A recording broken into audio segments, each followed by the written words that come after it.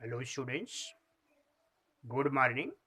मैं जितेंद्र सिंह आज आपको कक्षा 10वीं हिंदी व्याकरण का विकारी भाग का तीसरा भाग विशेषण पढ़ाएंगे बच्चों। तो विशेषण किसे कहते हैं पहले हम ये जानेंगे। तो जो शब्द संज्ञा या सर्वनाम शब्दों की विशेषता अर्थात उनके गुण, दोष, रूप, आकार, संख्या आदि का बोध कराते हैं उन्हें विशेषण कहते हैं। विशेषण में जिस संज्ञा या सर्वनाम की विशेषता बताई जाती है उसे विशेष्य कहते हैं। तो बच्चों, जिस संज्ञा या सर्वनाम की विशेषता बताई जाती है उसे विशेष्य कहते हैं, और जिस शब्द के द्वारा जो शब्द संज्ञा या सर्वनाम की विशेषता बताता है उसे विशेषण कहते हैं। अभी विशेषण के भेद। तो भेद का मतलब होता है प्रकार। तो विशेषण के प्रकार को हम देखेंगे तो विशेषण के 4 भेद हैं। पहला है गुणवाचक विशेषण, दूसरा है संख्यावाचक विशेषण, तीसरा है परिमाणवाचक विशेषण और चौथा है सार्वनामिक विशेषण। अभी एक एक करके बच्चों पढ़ेंगे। सबसे पहले हम देखेंगे गुणवाचक विशेषण किसे कहते हैं। जो शब्द संज्ञा या सर्वनाम के गुण, दोष, रंग, रूप आदि का बोध कराते हैं उन्हें गुणवाचक विशेषण कहते हैं। तो बच्चों, ऐसा शब्द जो किसी संज्ञा या सर्वनाम के गुण, रूप, रंग आदि का बोध कराए उन्हें गुणवाचक विशेषण कहते हैं। अब उदाहरण देख लेंगे। पहला है रहमान बड़ा मूर्ख है। तो मूर्ख जो है बच्चों, ये जो है विशेषण है और रहमान के गुण के बारे में बता रहा है, इसलिए ये गुणवाचक विशेषण है। गोवा में खूबसूरत सागर तट है। खूबसूरत ये जो है गुणवाचक विशेषण हुआ। बड़े बाबू ने मेरी टूटी टांग को जोर से दबाया। टूटी ये टांग की भी गुण के बारे में बताया जा रहा है, इसलिए इसे गुणवाचक विशेषण कहेंगे। दूसरा भाग है, इसका दूसरा भेद है संख्यावाचक विशेषण।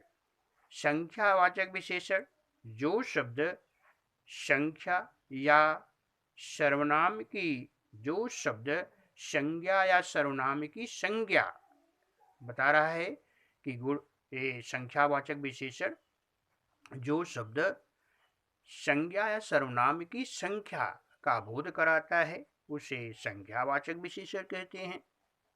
तो बच्चों, ये सर्वनाम या संज्ञा की संख्या का बोध कराता है ऐसा शब्द, उसे क्या कहेंगे? संख्यावाचक विशेषण कहेंगे। जैसे पहला वाक्य देखिए, 2 घंटे बाद सोनाबाई चली गई। तो ये 2 जो है ये संख्यावाचक विशेषण है। करामत अली 2-4 दिनों से अस्वस्थ था। तो करामत अली 2-4 दिनों से अस्वस्थ था। तो 2-4 जो है ये संख्यावाचक विशेषण है। रमजानी कुछ क्षण खड़ी रही। कुछ जो है ये संख्यावाचक विशेषण है। अभी विशेषण का तीसरा भेद जो है जिसको हम कहेंगे परिमाणवाचक विशेषण।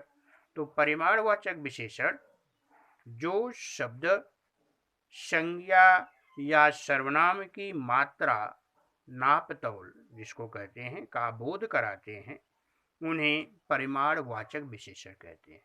तो बच्चों, परिमाणवाचक विशेषण ऐसा शब्द जो संख्या सॉरी जो संज्ञा या सर्वनाम की माप तोल परिमाण की का बोध कराए, ऐसे शब्द को परिमाणवाचक विशेषण कहते हैं। जैसे आपकी कॉफी में कितनी चीनी डालूं, तो कितनी जो है ये परिमाण की जानकारी दे रहा है। ये कितनी जो है ये परिमाणवाचक विशेषण है। डिब्बे में 10 किलो चावल है, तो 10 किलो ये जो है परिमाणवाचक विशेषण है। टांग से ज्यादा फिक्र मुझे मिलने वालों की थी, तो यहाँ ज्यादा जो है ये परिमाणवाचक विशेषण है। अभी बच्चों परिमाणवाचक विशेषण के भी दो भेद होते हैं, एक निश्चित परिमाणवाचक विशेषण और एक होता है अनिश्चित परिमाणवाचक विशेषण। तो निश्चित परिमाणवाचक विशेषण वह होता है जो किसी निश्चित संख्या बताता है, उसे निश्चित परिमाणवाचक विशेषण कहते हैं। और वह शब्द जो निश्चित परिमाण के नहीं बताता है उसे अनिश्चित परिमाणवाचक विशेषण कहते हैं। जैसे अभी आपको उदाहरण में दिखाया गया कि दूसरे उदाहरण में बताया गया कि डिब्बे में 10 किलो चावल है, तो 10 किलो ये जो है निश्चित परिमाणवाचक हुआ।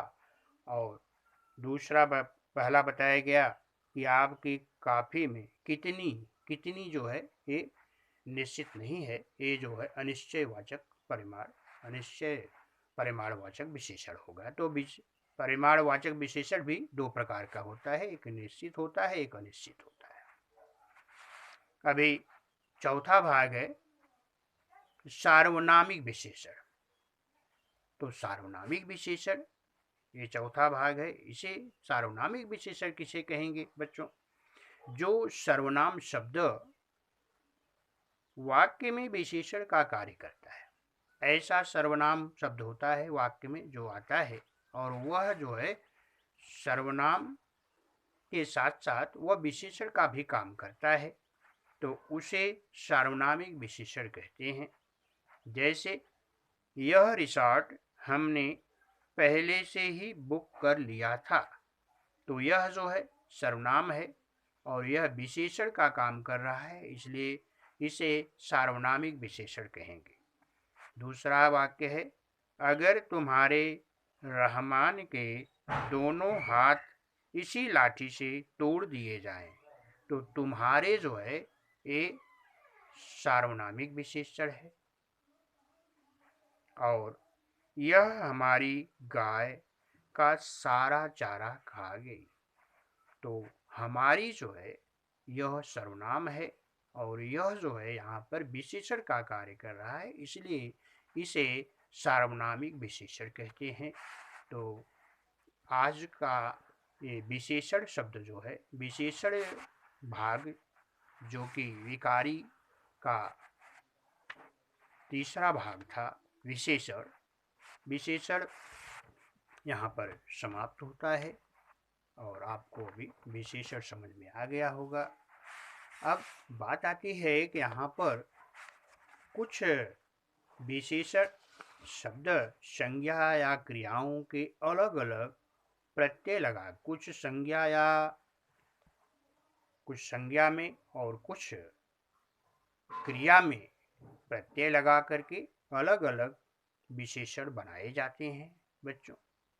जैसे प्रत्यय है अक, आ, आलू, इक, इत, ई, ईन, ई, इला, दार, नाग, वान, मंद, मान, आऊ, अवना, आकू, आलू, इत, इला, ओड़, दार, ये सारे प्रत्यय हैं जो कि शब्द में मूल शब्द में लगाए जाते हैं और उस मूल शब्द को विशेषण बना देते हैं। जैसे आकर्षण मूल शब्द है आकर्षण, तो आकर्षण में अगर हम अक लगा देंगे तो गाया जाएगा आकर्षक। ये आपका विशेषण हो गया। अहिंसा, अहिंसा में अगर अक लगा दिया तो हो गया अहिंसक। तो अहिंसक जो है ये विशेषण हो गया। अब बात आती है कि परीक्षा में, एग्जाम में कभी कभी आपको मूल शब्द लग करके लिखने को आता है और कभी कभी प्रत्यय लगा करके उसे, मूल शब्द को विशेषण बनाने के लिए आता है। तो जैसे फॉर एग्जाम्पल, अगर अहिंसक आया है तो उसमें से आपको अहिंसा और अक अलग अलग करना है। अहिंसा जो है मूल शब्द हो जाएगा और अक जो है ये प्रत्यय हो जाएगा। आकर्षण आया है और बोलता है कि इसको विशेषण बनाओ, तो आकर्षण में अक लगा देना है तो हो जाएगा आकर्षक। और अगर आकर्षक दिया है उसमें से मूल शब्द और प्रत्यय अलग करना है तो आकर्षण जो है मूल शब्द हो जाएगा, अक जो है प्रत्यय हो जाएगा। इसी प्रकार से और भी चीज़ें हैं, जैसे कि प्यार और झूठ। प्यार में अगर आ लगा दिया तो प्यारा हो गया और झूठ में आ लगा दिया तो झूठा हो गया। तो दो तरह से प्रश्न पूछ सकता है। प्यार में प्रत्यय लगा करके शब्द बनाने के लिए विशेषण बनाने को आ सकता है, तो प्यार के आगे आ आप जोड़ देंगे, प्यारा हो जाएगा। और झूठ के आगे आ लगा दिया तो झूठा हो गया। लेकिन कभी कभी विशेषण दिया है, उसको मूल शब्द अलग करने को आता है, प्रत्यय अलग करने को। तो प्यारा दिया है तो प्यार अलग हो जाएगा, मूल शब्द हो जाएगा, और आ जो है आपका प्रत्यय हो जाएगा। इसी तरह से बहुत सारे प्रत्यय हैं और बहुत सारे शब्दों में जो कि संज्ञा और क्रिया में लगा करके उसको विशेषण बनाए जाते हैं। और कभी कभी विशेषण लगे हुए होते हैं और कभी कभी शब्द में प्रत्यय लगा करके विशेषण बनाने को आता है। ये आपको समझ में आ गया होगा तो आपको कोई भी परेशानी नहीं होगी। दोनों तरह से आप इसको हल कर सकते हैं। प्रत्यय अलग भी कर सकते हैं और मूल शब्द में प्रत्यय लगा करके उसको विशेषण भी बना सकते हैं।